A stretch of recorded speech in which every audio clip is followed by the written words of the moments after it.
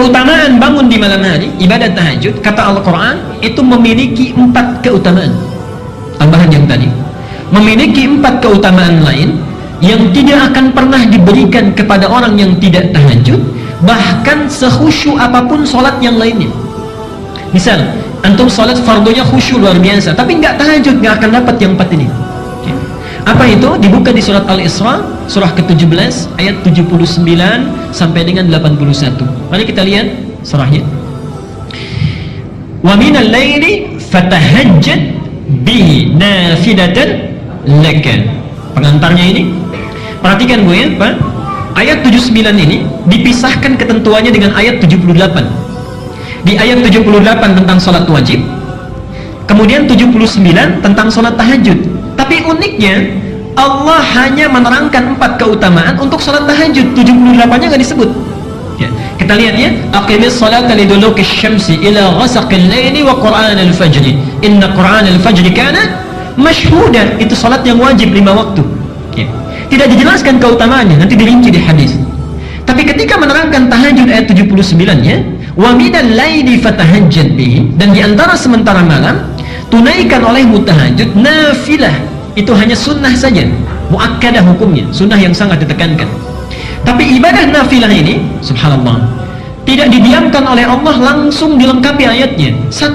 Asa an yab'atsaka rabbuka maqaman mahmuda. Siapapun yang menunaikan tahajud dengan baik, maka Allah akan mengangkat derajatnya, mengangkat karirnya, ditempatkan di tempat yang terbaik dan mulia. Hati-hati ya, Pak. Saya seringkali rewel ya, cerewet kepada para ayah. Antum itu punya tugas untuk mencari nafkah. Allah sudah berjanji di ayat ini, kalau antum tidak tinggalkan tahajud, tunaikan dengan baik, itu karir pekerjaan kita akan dimudahkan. Itu sudah janji Allah. Sudah janji Allah. Antum jangan lihat para sahabat Nabi itu bukan semuanya jadi ustaz, tidak. Banyak di antara mereka yang pebisnis. Abu Bakar misalnya seorang diplomat yang sangat ulung di samping seorang pebisnis. Utsman bin Affan seorang pedagang yang luar biasa. Abdurrahman bin Auf seorang sahabat yang luar biasa manajemen bisnisnya, paling kaya saat itu di Makkah dan di Madinah.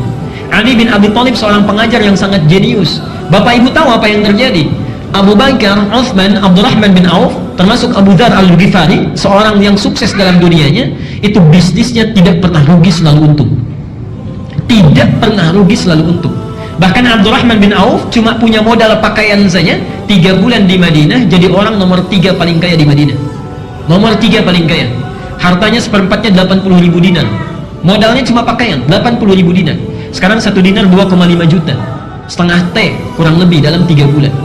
Untanya 10.000 ekor dalam 3 bulan. Subhanallah. 10.000 ekor. Sekarang 1 ekor itu 15 juta paling murah. Ya. Dombanya tak terukur. Setelah 1 tahun, 1 tahun itu jadi orang paling kaya di Madinah yang kapaknya saja terbuat dari emas. Antum 3 bulan sudah dapat apa? Oke, mari kita lihat apa yang terjadi. Mereka sahabat yang sangat sibuk, luar biasa pekerjaannya, dan pergi kemana-mana. Pak, dinasnya itu kemana-mana. Utsman itu kadang dinas ke tempat ini, kadang dinas ke tempat itu, dan sebagainya. Tapi jangankan wajibnya, sunnahnya dikerjakan. Siamnya jalan, tahajudnya jalan, dan sebagainya. Sahabat yang sangat sibuknya luar biasa. Bahkan diantara mereka disebut oleh Rasulullah akan masuk surga tanpa hisab, masih mau tahajud, masih mau menunaikan siam sunnah. Antum, saya, kita semua yang masih belum jelas nasibnya di akhirat, surganya belum jelas, tuh kan? Kemudian ibadahnya juga belum maksimal, dunianya belum tentu tercapai, maka lebih layak kita untuk semakin bersemangat dalam menunaikannya. Jadi pesan saya, kalau antum masih aktif bekerja dimanapun, jangan tinggalkan tahajud. Allah sudah berjanji. Dan kalimatnya asa, bukan la'alla. Dibeda antara asa dengan la'alla. Kalau la'alla itu harus usaha keras dulu, sungguh-sungguh baru dikasih. Asa tidak. Asa selama kita ikhlas, menunaikannya, sekalipun kuantitasnya mungkin sedikit, itu Allah langsung berikan. Allah langsung berikan. Karena itu penaklukan kota Mekkah itu tidak menggunakan la'alla, pakai asa. Pakai asa kalimatnya di Quran. Saya teruskan, itu satu. Yang kedua, kita lanjutkan dulu. Allah berjanji akan memudahkan setiap awal aktivitasnya. Bahkan hebatnya tahajud, langsung kita yang diminta oleh Allah. Asa yab'atsaka rabbuka maqaman mahmuda. Kalau engkau bangun tahajud, karirmu, pekerjaanmu akan dimudahkan oleh Allah, ditempatkan di tempat yang terbaik. Kemudian diperintahkan kita, waqul, katakan. Saat tahajud itu mintakan kepada Allah, Rabbi adkhilni mudkhala sidqin. Duhai Allah, mudahkan setiap aktivitas yang akan saya awali.